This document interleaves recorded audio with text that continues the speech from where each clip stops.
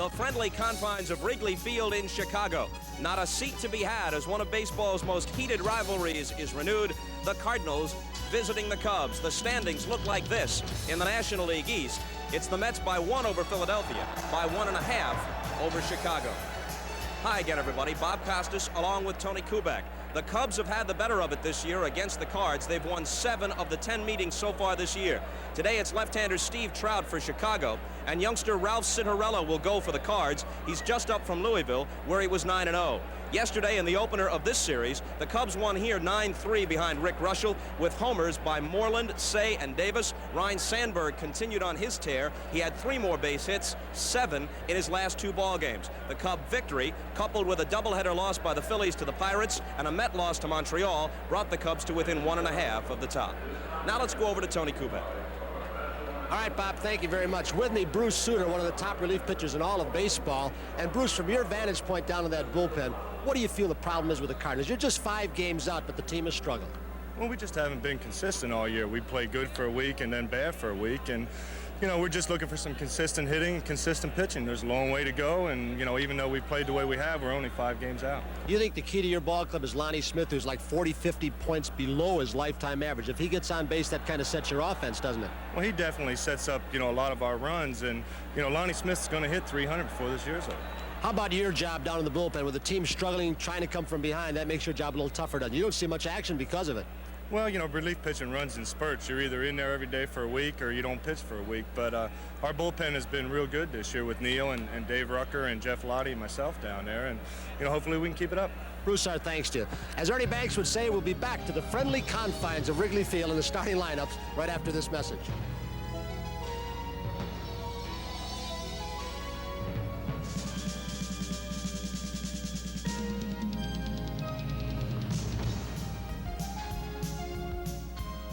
Here's the umpiring crew. Doug Harvey, the veteran behind home plate. Joe West at first.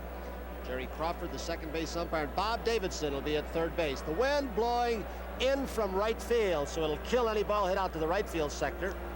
Anything hit the left center field will be given a little help if it's up in the air.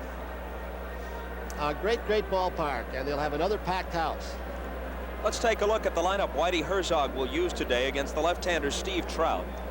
The Cardinals will lead off with Lonnie Smith, a lifetime .316 hitter who's batting .269, and there are those who say, Tony, that Lonnie Smith really is the key to this Cardinal attack. Well, he's been hitting a lot of ground balls to the left side, pulling off the ball. Whitey Herzog's been working with him along with other of the players. Ozzie Smith moves up to the second spot with the left-hander Steve Trout. There's Trout walking out toward the mound. Ozzie is batting .240 overall, but right-handed.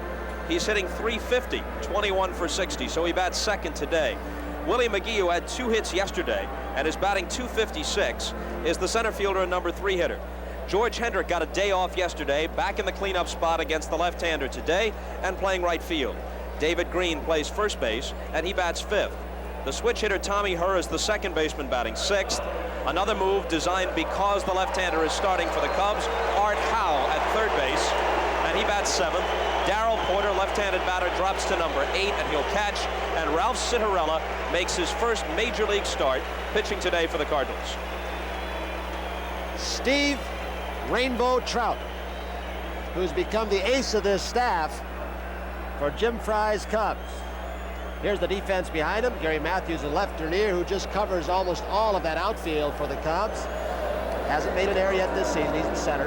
Keith Marlin playing regularly with Mal Hall gone to Cleveland in right field. Ron Say, Larry Bowen, Ryne Sandberg, and Leon Durham around the horn. Jody Davis, the catcher. And Steve Trout, who's making his first appearance since June 13th. He left a game against Montreal here at Wrigley Field with a swollen left index finger, injured it while batting. Prior to that, he'd had to leave a couple of starts early because of arm problems. So in his last 3 starts, he hasn't pitched beyond the 6th inning. Prior to that, you go back to May 30th when he flirted with a no-hitter. He no-hit Atlanta at Atlanta for 7 2/3 before Albert Hall got an infield single. Overall, Trout is 7-3. His ERA of 2.30 is 3rd in the National League behind Nolan Ryan of the Astros and Alejandro Pena of the Dodgers. And Bob, this is Trout's 4th start against the Cardinals. He has 1 win, no losses against them. Earned run average below 1. I'll tell you, Billy Connors, the Cubs pitching coach, has done a job on Trout. He has got him sinking his fastball, and he will pitch games now where 90%, 9 out of 10 pitches, are pitches off his sinker ball. Fastball, change speeds, he'll mix in an occasional breaking ball. He'll speed it up his most a little bit. If he keeps the ball down with his high grass, he'll be tough today.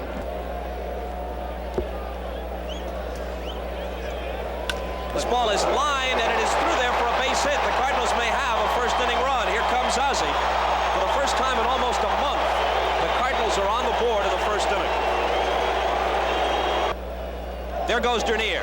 Pitch is taken for a strike, and the throw is not in time.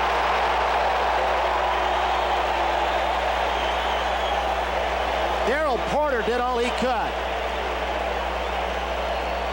He caught the ball with 2 hands, got rid of the ball in a hurry, made the perfect throw, but Dernier stole it off Cinderella. Hurd covering the bag. Here it is from left center field. Heading straight for the bag. Some coaches have taught for years that you look over your shoulder and pick up the ball in case it's hit. That theory has become passé. You lose a step or half a stride, you're thrown out if you break your stride when you look over your shoulder. Now Cinderella is behind Sandberg 3-1. With the guy hitting as well as Sandberg has been, and ahead on the count 3-1, do you want to take a shot at right field He's still? got it. At least this strike ahead. Take a chance for a base hit. If not, he still advances the runner. It's just good team baseball, and he'll do it. Or he'll try to do it. Breaking ball for a strike, 3-2. Those are the kinds of pitches a pitcher like Cinderella has to make. Get the breaking ball over when you're behind in the count as a pitcher. The old Johnny Sane theory, if you can throw a breaking pitch over when you're behind 2-1, 3-1, 2-0, you can win in the big leagues. Now the hitter doesn't know what to look for. And the payoff. Line drive, base hit. Dernier rounds third. Zimmer says, come on home. Here's Lonnie Smith's throw, and he slides in safely. Sandberg takes second.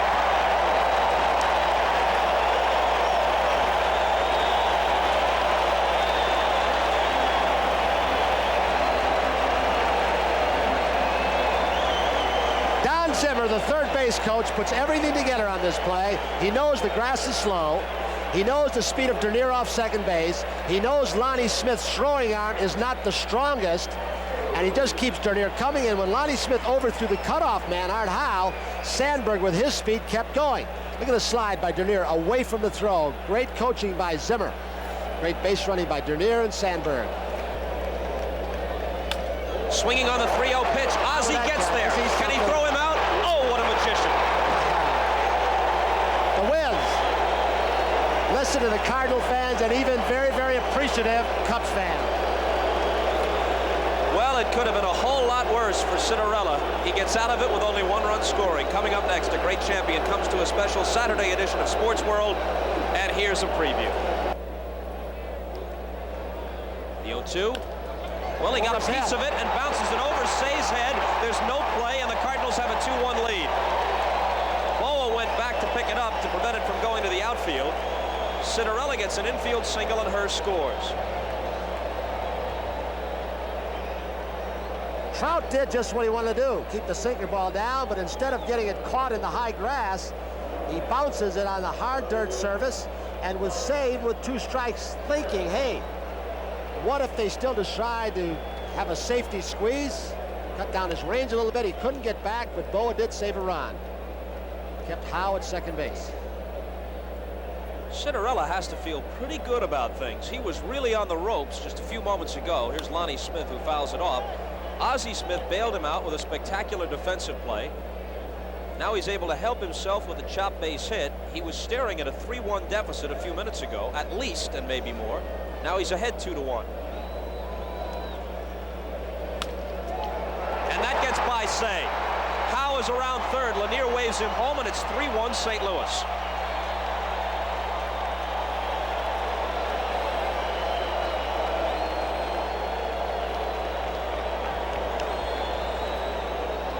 Ron Say playing well off the line.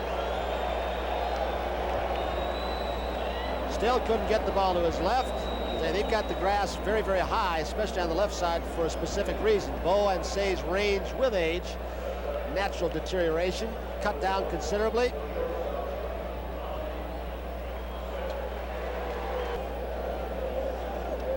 Look at that waist. He must have about a 27-inch waist. Let's see, did you see his first game of the year this year? Did he go out and do his traditional flip before the first game and before that 7th game of the World Series when he did his back flip, double black flip, right behind the pitcher's mound before Game 7 of the World Series started against Milwaukee?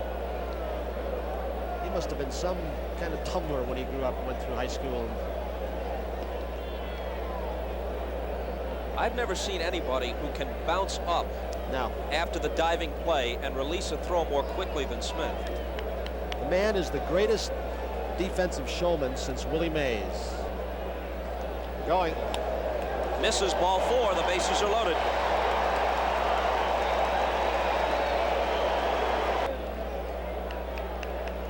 So many of the players, you can see the top of the barrel of the bat by McGee, that hollowed out portion, where they take a few ounces on the top. Hitters feel their bat has more balance. Get more weight in the hitting area. Oh, this could be in there down the right field line. Moreland won't get there, and it'll clear the bases. Cinderella scores. Lonnie Smith right behind him. Ozzie coming in.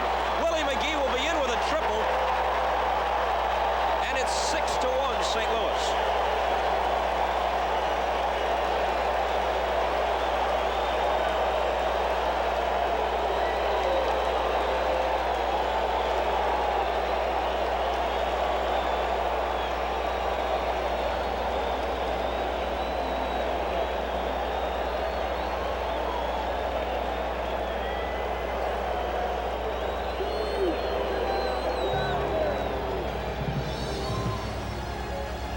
Well, by the time we get back, Bordy will be ready, and Steve Trout will be in the same position as the rest of you, watching the duration of this game on TV. Cubs infield in. Hit to There he short. comes. That speed He's coming home anyway. I'll tell you, that Boa team throws speed or Hendrick out. something. Hendricks hit a medium speed ground ball on a good breaking pitch from Bordy, and McGee, the contact play was on. If there had been no outs, he might have held. With one out, you figure, well, as soon as the ball hits the bat, you take off running. He got a good walking lead, even though Bordy was pitching from the stretch. And Boa looked up, and McGee was already at home plate. I think the team's going to win. It's like Philadelphia last year. They got hot in September. Their pitching staff got straightened out. That's what we'll do again this year. Ozzie from the outfield grass. Oh, is he sweet or what? Just another day's work. We'll be right back after these messages from your local station. Those flags, of course, beneath Old Glory, are aligned according to the standings in the National League. On the left, the National League East. On the right, the West. Padres are atop the flag on the right. The Mets in first place in the East, with the Phillies a game back. The Cubs trailing by a game and a half. In the West, San Diego's lead is 1.5 over Atlanta, 4.5 over the Dodgers. A favorable pitcher's win. Keeps some balls in his ballpark. Now blowing almost dead in from center field off Lake Michigan. 2-1 to Sandberg, who singled in the first. This could be another base hit. Ozzie dives, but he has no play. There are a lot of shortstops where they figure, why dive? I can't get up and throw anyway. But it's just a matter of, I think his pride is so extreme, Ozzie Smith, that he just does not like to see a ball even get to the outfield grass. They feel, hey, even if I can't throw him out, I'm going to keep it inbounds. And then that dirt surface. Sandberg now is 2 for 2 today and 9 hits in his last 12 at-bats. That won't make a come Fred either when he almost kept the cap. George Hendrick, who has a son just graduating from grade school, 13 years old, 6 feet 6 inches tall. And another 9-year-old. George said he has already had feelers, who's 6 foot 6 inch 13-year-old from 2 major colleges, just informally.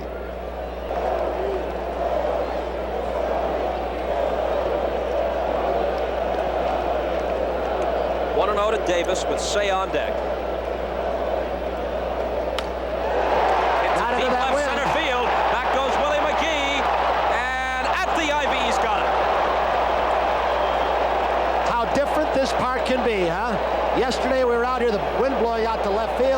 ball out of the ballpark that Moreland hit. A little left field porch out there.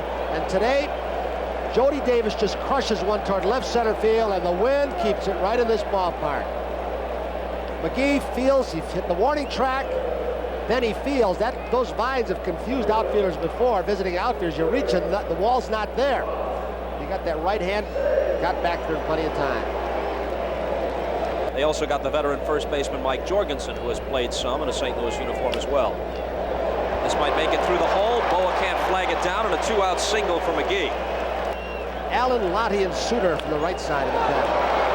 Ozzie Smith throws Sandberg out. Johnstone crosses the plate at 7-2, and Dernier moves on to third with 2 out. Former Red Sox skipper Don Zimmer averaged about 93 wins up in the little bandbox Fenway Park in San Diego, Texas Rangers for a while. He'd like to manage again someday if the right job comes along. Art Howe can't handle it. Dernier scores, and Matthews heads for second, and he's in there. It's 7-3. You saw the Gary Matthews trademark, didn't you, that he learned from Willie Mays? As soon as he left the batter's box, the helmet was on. Scored as a double. Breaking ball that Cinderella got inside. Howe was giving Matthews a lot of the left field line. Lonnie Smith over in a hurry, but Matthews cuts the bag well. He made that double between home plate and first base. Ran hard all the way, the Sarge.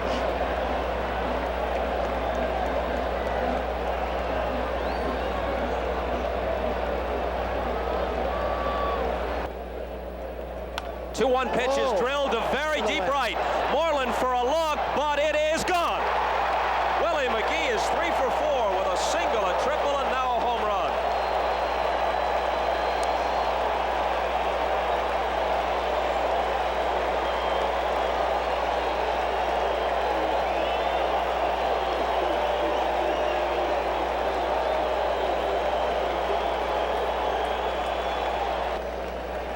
Last of the sixth, bases loaded, 1 out. Cubs trail by 6. Hebner has 4 career grand slams. 2-0.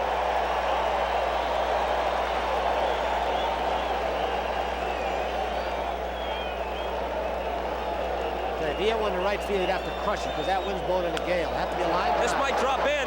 Hendrick coming on and slides and hits.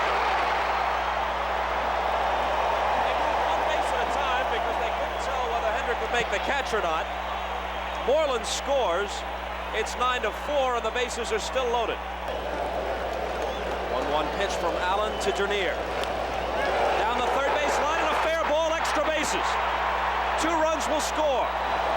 Hebner winds up at third. It's a double for Dernier, and it's 9-6.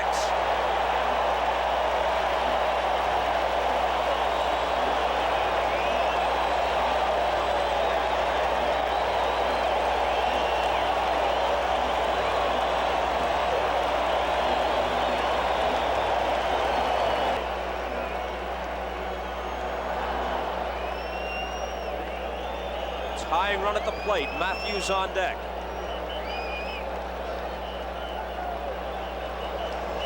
Base hit. 1 in. Dernier waved home. He's gone. Oh, no, cut They off. get him at second. They do.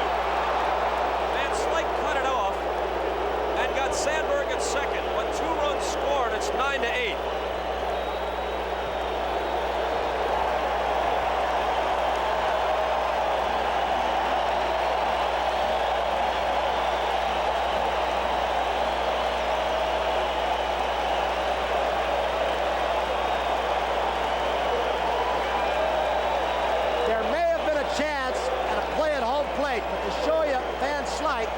Some help from Darryl Porter telling him to cut it off.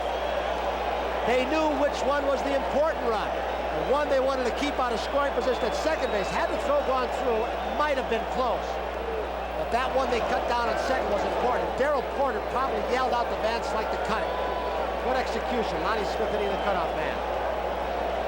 Fans here at Wrigley have just been serenaded by Harry Carey singing "Take Me Out to the Ball Game" during the 7th inning stretch, and some of the more creative patrons have stuffed those soda and beer cups into the fence to spell out NBC and Cubs number 1 down the left field line. We appreciate it.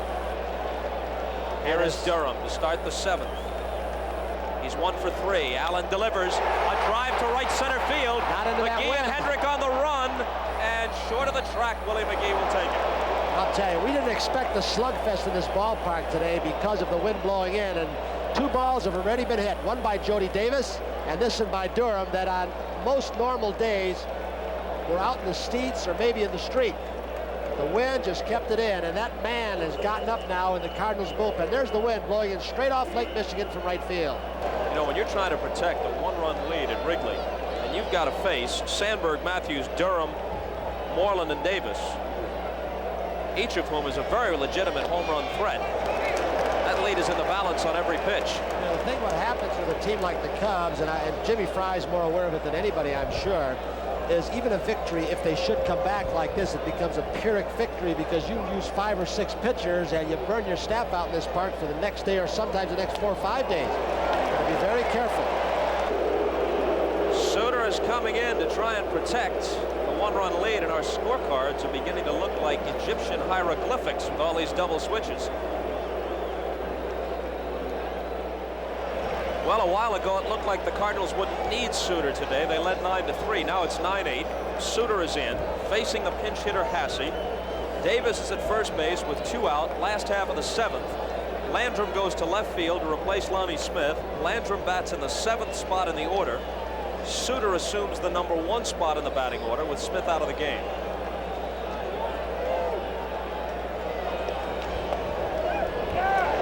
And Hasse takes a strike. Sutter not striking out many. There's Landrum out in left field. Plays Lonnie Smith. Sutter not striking out as many. Innings pitch, still walks very, very few. Split-fingered fastball. Mike Marshall, kinesiologist, former great reliever, calls it a 1-fingered screwball. Little chopper, which Hurd takes and steps on second to force Davis. So for the Cubs in the last half of the 7th, no runs, no hits, a walk, and a man is left. They'll entrust the last 2 frames to Sutter. The lead down to 1.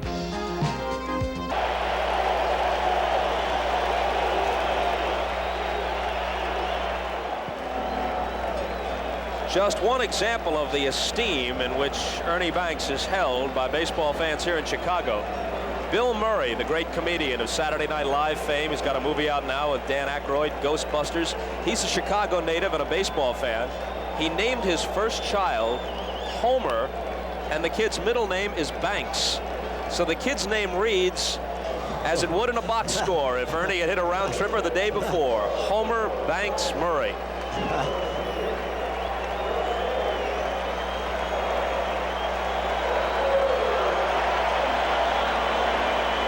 And they will be on the lines at the corners.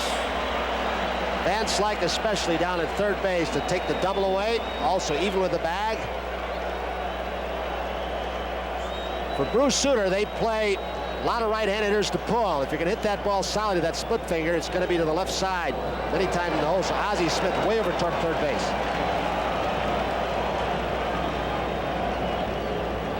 Tito Landrum playing Sandberg very deep in left field. On the outside corner, 1-1. Another bit of defensive strategy. Herzog moving the outfield back. You're going to give the looping single to try and keep that hitter out of scoring position. So they're deep in center and left. Prevent the double or triple.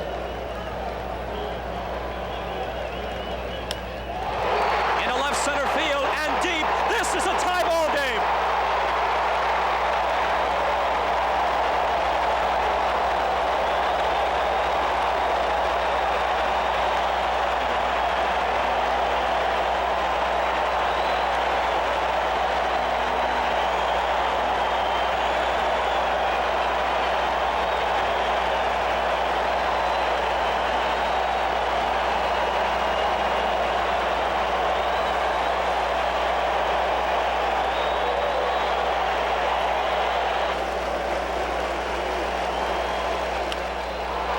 Ozzie Smith to his left, flags it down, and throws him out. Moreland just threw his arms up in the air as he approached first base, saying if any other human had been patrolling shortstop, I would have just had a game-winning hit. It's not so much that he throws his arms up, I think, at the fine play by Smith. I think a little bit in disgust at this high grass in the infield. That ball had base hit labeled all over it, and the grass just stopped it. It was hit fairly sharply, but another outstanding play by Smith. Whitey Herzog once made the comment that Smith, and this is an exaggeration, I think, 100 runs a game.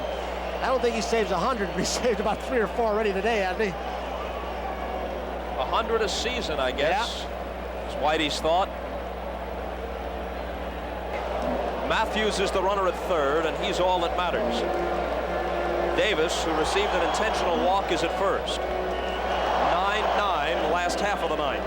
Davis down at first matters in this. He is not being held down by Green at first base, and any slow at ground ball, if he can get a good jump, he can beat the force out at second base or force them to make the long throw across the diamond. So he's been giving a little leeway.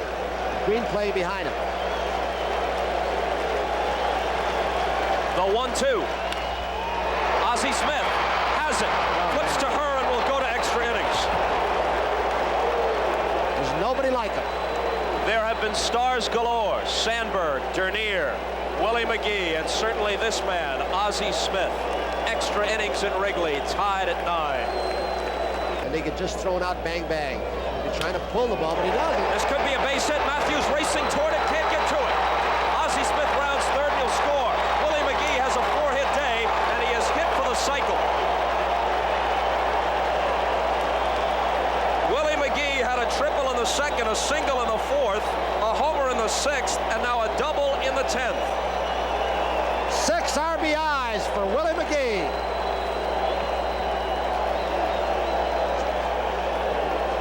Last one hit for the cycle. Was it Lou Brock for this Cardinal team? Show you how funny this game is with Ozzie Smith at second base, nobody out. You want your hitter to pull the ball and to give himself up. Not McGee, he went the other way. Gets the gravy.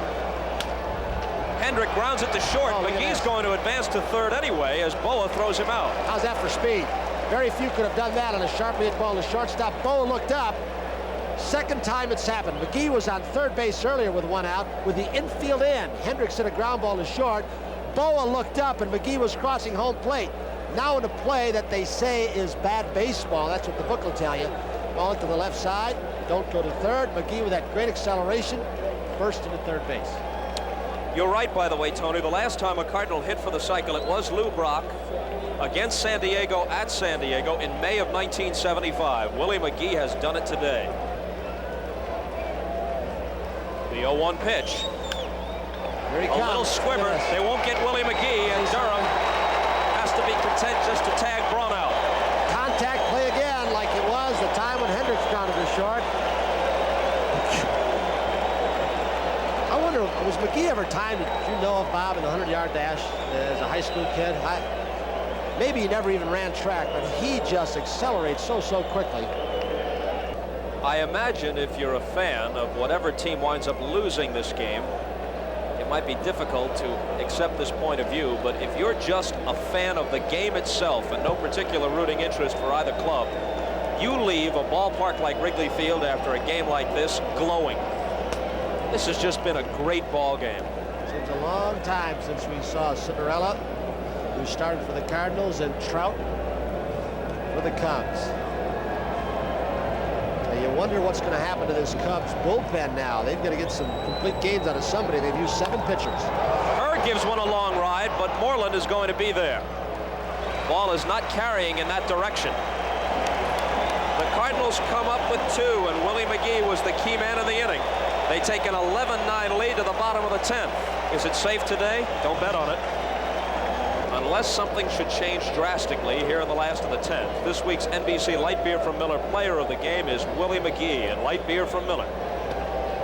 A strike 1-1 is happy to present a check for $1,000 in the name of that man, Willie McGee, to the National Multiple Sclerosis Society. On another day, Ozzie Smith would have gotten the nod, but it was tough to ignore Willie McGee hitting for the cycle and 6 RBIs. Here's Tommy Herr, and he throws Larry Boa out. These are the kind of days where when you're on the losing team, which looks more and more likely with the Cubs. There's Mike Jorgensen at first. A lot of good days are ruined, like Ryne Sandberg tying it up with a home run, a 4-for-5 day. Dernier, 3 runs scored, 3 base hits, stolen base, 2 RBIs. Interesting to see if the Cardinals re-sign him. Maybe one of the reasons they went out, in case his demands they may feel are exorbitant, they went out and got Neil Allen. Yep. Here's a chance for Jorgensen. He'll take it himself. And the Cardinals are 1 out away from winning a wild one.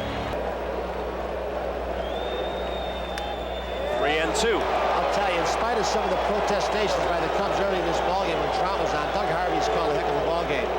Very little bit of bickering since that first and second inning. And now the Cardinal fans, and there are many of them, chanting for Sutter. The payoff pitch. He held up and took ball 4. No. Part of me have thought that he fouled it or it was a strike. Here comes the man again. What a day he's had, Sandberg.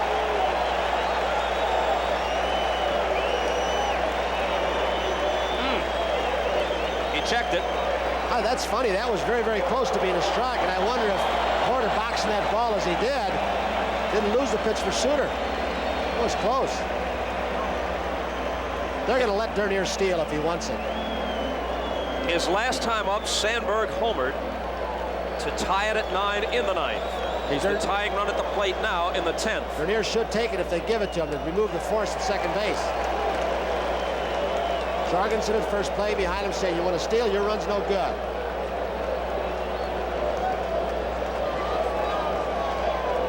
The 1-0 pitch. Got the corner, 1-1. Our game today was produced by Ken Edmondson, directed by Bucky Gunts. Mike Weisman is the executive producer of NBC Sports, coordinating producer of baseball, Harry Coyle. 1-1 pitch. He hits it to deep left center. Look out! Do you believe it? It's gone!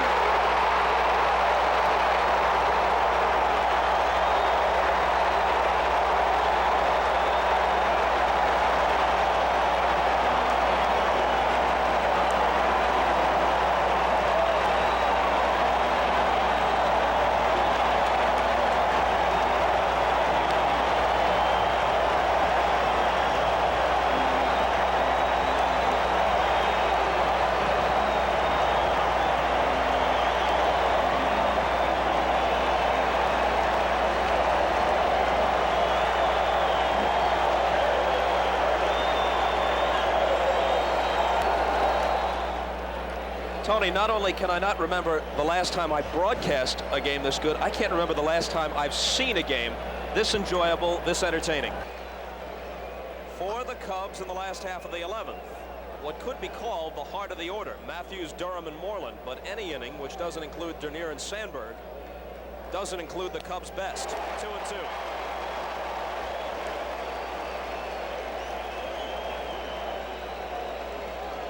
At least not today. Dernier and Sandberg have been the offensive story for the Cubbies. 2-2 pitch with 2 out. Sandberg. He can do no wrong. Back with the last half of the 11th from Wrigley Field in Chicago after this. It's ball 1 from Dave Rucker to Leon Durham, leading off in the last half of the 11th inning. Followed by Moreland and Davis. Inside 2 and 2-0. When Rucker hit the mound for the Cardinals, it was the 18th player that Whitey Herzog has used. Jim Fry has already used 19, his entire bullpen, so he's gotten a starter up now in case Smith either gets in trouble or comes up to hit. So he's into his starting rotation now, and Chuck Rainey loosening up in the bullpen. There's Rainey. 2-1 pitch coming to Durham. 3 balls and a strike. For those of you just joining us, you got to be sorry about what you missed. Cardinals got 1 in the first, so did the Cubs. Cardinals got 6 in the second inning. Eventually, Durham walks. Eventually, They built leads of 7-1 and 9-3. The Cubs got 5 runs in the 6th inning, got back to within 9-8. Ryne Sandberg, as you look at scores of other games today, none of which will equal this one. Ryne Sandberg led off the 9th with a homer off Bruce Sutter. His 4th hit of the game had tied it 9-9. Willie McGee produced a double for the go-ahead run in the top half of the 10th, and later scored what looked like an insurance run, making it 11-9 in favor of the Cardinals, top half of the 10th. And Willie McGee at that point had hit for the cycle. With 2 out and nobody on, Rucker is leaving now, and Lottie is going to come in. 2 outs and nobody on in the last half of the 10th. Bob Dernier drew a walk, and Ryne Sandberg, also known as Frank Merriwell today, delivered another home run off Sutter, this time a 2-run shot to tie it at 11, and now we are in the 11th. It is early to start talking MVP. For all that he has done, aside from winning a Gold Glove last year, his first year, full year at second base, that is the man that Dallas Green wanted in the trade with the Phillies. He said, I'll make the deal if you throw in the kid, Ryne Sandberg. They threw the kid all right, didn't they? Oh. You can smile, Ryne. It's your first 5-hit game for your career, and the 7 RBIs is also a 1-game personal high. He's going on the 1-0, swing and a miss. Porter's throw. He's in there. Into center field. He'll continue to third. The winning run at third with nobody out. Folks, we will probably see the bases walked loaded now and the outfield come in. The line drive depth. See what Herzog has to do.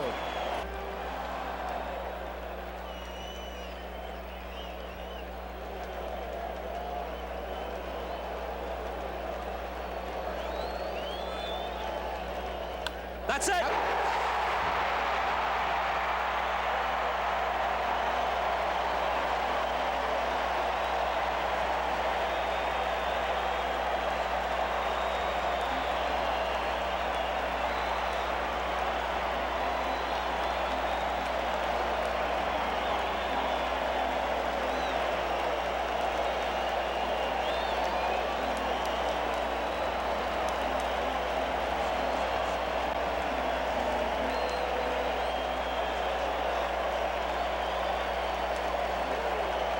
Dave Owen delivers the game-winning hit. Ryne Sandberg and Willie McGee will share our light beer from Miller player of the game. The Cubs, who trailed 7-1, 9-3, trailed 9-8 in the 9th, 11-9 in the 10th. They come back and win it 12-11. Can't remember the last time I saw a better one. Back after these messages from your local station. So our sports day comes to a close on NBC. Eusebio Pedroza wins again as expected. But remarkably, the Cubs come from behind, trailing 7-1 and 9-3. A homer by Sandberg in the 9th, a 2-run shot with 2 out on the 10th to tie it at 11. He victimized Bruce Sutter twice. Here's one of them. And then Owen with the game-winning hit in the last half of the 11th inning. 12-11 is the final score. The sellout crowd here won't soon forget it. For Tony Kubek, I'm Bob Costas. Thanks for being with us. So long, everybody.